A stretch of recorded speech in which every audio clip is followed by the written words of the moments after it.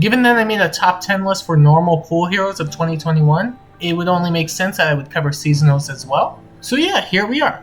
I think what's to be expected from this list is that most of the units that were like really good this year were duos and harmonics. So full spoilers ahead, expect a lot of those on this list because most of them were just that good. However, I think you'll find a couple surprises on the list here or there depending on how you value a certain unit. But in any case, let's just get right into it. This is my top 10 seasonal units of 2021. At number 10, we have Year Valoria. Year Valoria is essentially a counterpart to Brave Lucina, as she can grant steady breath to pretty much every single ally possible, as opposed to Lucina, who can only grant it to physical hitting allies. However, the difference between Valoria and Lucina outside of the steady breath stuff is Lucina can also provide stats. That on top of the fact that Lucina does get HP from her refine, meaning that she can actually run HP influencing skills, such as even Pulse Tie, for example. But more beyond that, while Lucina can act more as a support unit because of the fact that she just has the stat line for it, Year Valoria can also act as a Gale Forcer, where Lucina would struggle a bit more because of the fact that Year Valoria also gets the steady breath effect if she's near an ally, which is really strong, meaning she can run Times Pulse and Quicken Pulse and then get an instant Gale Force ready to go on the first or second hit, depending if there are guard effects or not. But in any case, simply being a Brave Lucina variant is really strong, and given at the time of this video there isn't any blue feud skill out yet, I would definitely say Year Valoria still has a lot of value to give. Next at number 9, we have Halloween Male Grima, who is a fantastic near save unit because of the fact that he gets healing on special triggers, which is really strong for keeping his sustainability. And normally that would be fine on its own,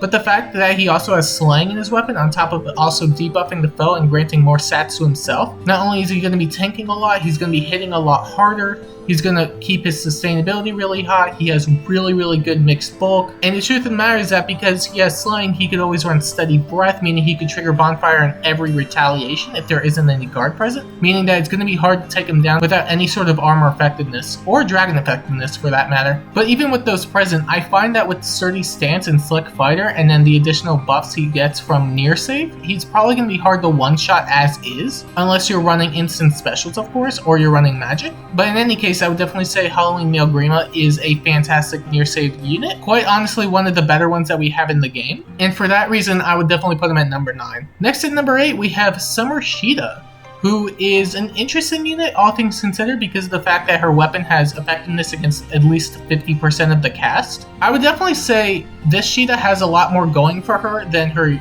other variant because of the fact that not only does she get more attack from her weapon, but she has access to better B slots, and she also has access to hindrance, which is just really strong. I would definitely say the movement is also a really big benefactor because of the fact that she can just reach really far, and because she is a cav, she can access stuff like Flow Refresh and Flow Guard, which is really good for guaranteeing her own follow-up attacks. And because she is relatively fast, she shouldn't have a hard time doubling. And simply put, she is just a really menacing cavalry unit because of the fact that she just does hit really hard with her weapon. And let's not forget the fact that she also has built-in Canto 2 in her weapon, meaning she can dive in, no pun intended, she can attack, and then escape with relatively no issue whatsoever. And then if she moves back far enough for a dancer to reach, she could get danced again, and then attack. I would definitely say that Flow Guard has definitely improved her overall performance because of the fact that foes will not be able to trigger a special immediately against her, which is really good because she doesn't necessarily have the best bulk, even with her weapon granting +5 to it. In any case, I would definitely say Summershida is a fantastic frontliner unit that is very menacing to go up against unless you're a sword, because that's the one thing she definitely struggles against, even with the effectiveness. I would definitely say one of her biggest struggles is melee specialists because of the fact that she is going to struggle to take them down if they have a bunch of DR or they have a bunch of defense stacking, or even if they're just a sword, because the truth of the matter is that even with the effectiveness, she is going against the weapon triangle, and there's a good chance that they could just one-shot in retaliation, even with the additional bulk or even with Flow Guard. But nonetheless, I would definitely say that Summershida is a fantastic frontliner. Next at number 7, we have another duo, or harmonic, or whatever the hell they are, in Ninja Corin, who is essentially a green Reinhardt with true damage in their weapon. Now, I would definitely say Ninja Corin has the flexibility to either be ran on offense or defense, depending on the build you run, On defense, she definitely has the benefit of activating Hindrance, and because of the fact that she is a 3-movement cav with Brave and True Damage based on her speed, she's going to be hitting really, really hard. You could also stack up her True Damage with Heavy Blade, so she can hit up to 12 points True Damage per hit, assuming you could get her attack that high. However, on offense, that really shouldn't be too much of an issue because you have access to way more blessings, and then you could just stack up her attack with skills and support. It's not really too hard. But for heavier hitting units, it might be harder for her to trigger Heavy Blade. But nevertheless, I would definitely say that she is a menace, a really, really strong menace. And before I even forget, her duo skill is Gale Force. So she's essentially Cavalry Ninja Lin, except without some benefits, while other benefits, yada yada yada. There's trade-offs, but the fact that she has Gale Force in her weapon means she could be an even bigger menace, because if you could take down the Hindrance on the defense team, then she can activate her Gale Force in an attack again, which will pretty much ruin the defense team with no issue whatsoever. But in any case, being a green Reinhardt is really good, having access to Gale Force is good, True Damage, Cavalry, what's not to love about Ninja Corrin? And then we have Scion Leaf, who is another Harmonic or Duo or whatever. Harmonic Leaf is a really, really solid frontliner as well because of the fact that not only does he provide Hindrance, but because of the fact that he has Miracle in his weapon, meaning that he can safely initiate on any sort of unit whatsoever and then live a hit with no problem whatsoever. And because of the fact that he has his Gale Force PRF and Slang in his weapon, his Gale Force is at a minimum of 1 cooldown provided that you run S-Strength. And because of the fact that he also gets a bunch of stats from his weapon means he's going to be hitting really, really hard. Scion Leaf also has access to Canto 1 in his weapon, meaning you can run him as a hit and run unit if you want to do that. And because he does have Miracle, you can actually run him with Wings of Mercy support, since there's a good chance that he's going to hit that Miracle proc and then become a Wings of Mercy beacon. But nevertheless, I would definitely say that Harmonic Leaf is a fantastic unit. He hits hard, he can live stuff like Micaiah because of the fact that he has Miracle in his weapon, he has Canto, he has S-Drink, he has Slang, he has Gale Force. There's so much to love about Harmonic Leaf that I would definitely say he's earned his spot at number 6, for sure. And then at number 5, we have the Aether Raid's defense menace himself, Duolift. He and Legendary Sigurd have changed the Aether Raid's menace so much this year that it's unbelievable. Having access to Hindrance on top of the guaranteed follow-up attack and the abundant amount of stats he gets from his weapon and skills means he's going to be a crazy hard hitter on top of a really, really good tank. But I think one of the biggest things that he brought to the table this year was Fatal Smoke. And while not an exclusive skill, is definitely way more prevalent on units like him and Legendary Sigurd. Generally speaking, because Duolift and Legendary Sigurd are really, really hard-hitting cavalry units, chances are you aren't really going to be foddering them anyway. So chances are you're going to be shutting down a lot of Omni-taking strats in general. You can really think that Fatal Smoke is an exclusive skill because of the fact that you just never really see it on anyone else besides those 2 units. But even so, because of the fact that he's so prevalent in Aether Raid's defense, definitely pushed the Fatal Smoke meta, which I would definitely say that alone has earned him a spot on the list. But because of the fact that he also provides Hindrance, he hits really hard, he tanks a lot, you can't go wrong with him in general. That's why I think he's earned a spot at number 5. I do think there are better units that we got this year, but in fairness, the next 2 units are not really comparable to Duolift. So yeah, let's see what we got next. Next at number 4, we have Plug-in Dorothea, who can provide 2 dances in 1 turn, which is disgusting. There is also her benefit of providing Hindrance on defense if you really want to run her there. I would definitely say that her main gimmick is the double dance, which is really, really strong because of the fact that it works within 2 spaces of allies.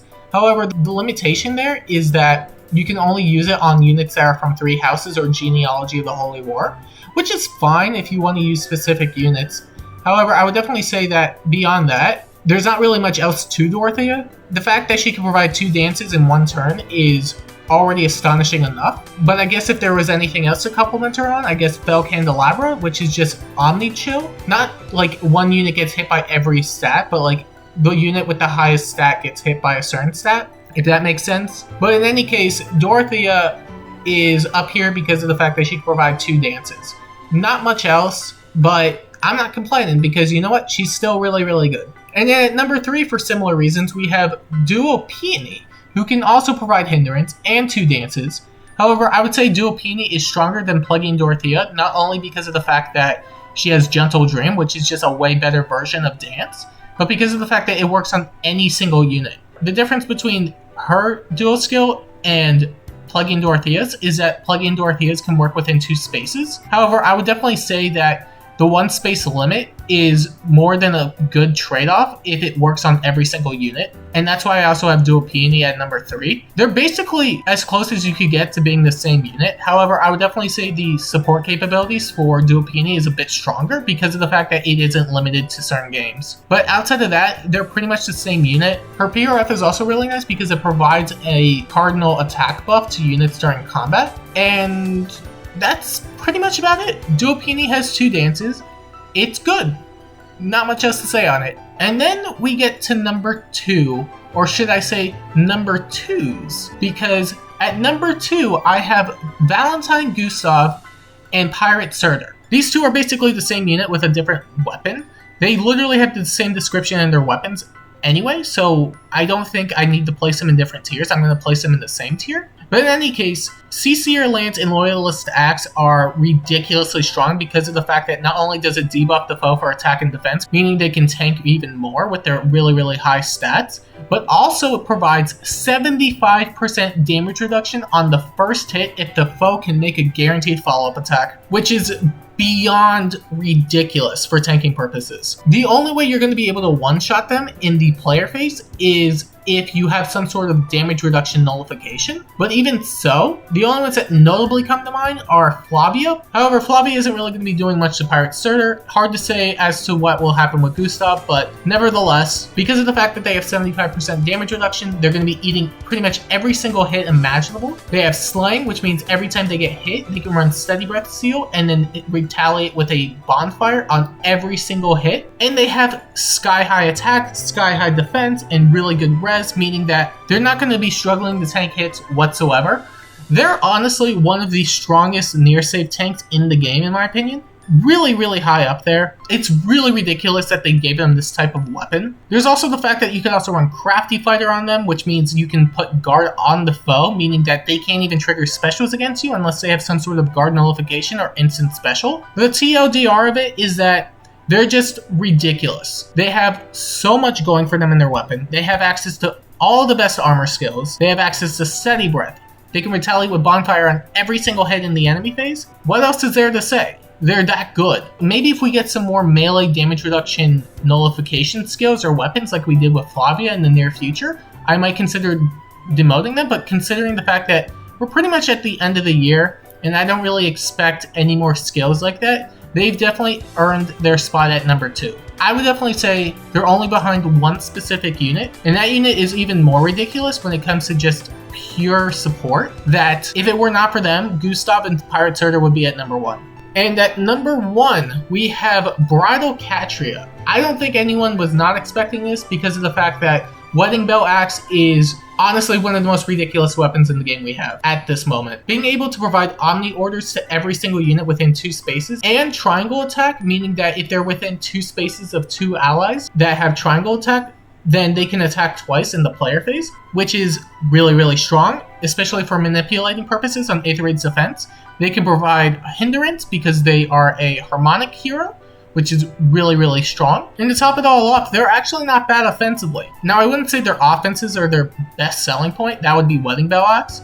Wedding Bell Axe is undeniably one of the strongest weapons we have in the game right now for support. I think the fact that you just don't need any sort of ground orders or air orders anymore, just because of the fact that Wedding Bell Axe exists, means that you're able to manipulate a lot of movement and are able to free up your C slot if you had it prior. But even so, I would definitely say that Wedding Bell Axe is stupid. It's just stupid. Again, like, there's not really much else to say about Wedding Bell Axe. It's really just that good. Support units, like, they have their main gimmick and they're good to go, which is why it's really hard to talk about them in my opinion. But in any case, Wedding Bell Axe providing Omni Orders, Triangle Attack, and Catria providing Hindrance makes her one of the most fearsome Aether Raid's defense units in the entire game. And for that reason, I have her at the top list of best seasonals of 2021. But let me know what you think down below. I'm interested in what you have to say. In any case, this has been my top 10 seasonals of 2021. Let me know what you agree and disagree with. Are you surprised that there are this many harmonics and duos on the list? I personally am not, because they tend to be the best units on the banner. If you think there were other units that probably should have been on this list, let me know. I'm very curious to hear what you have to say. Until next time, see you later.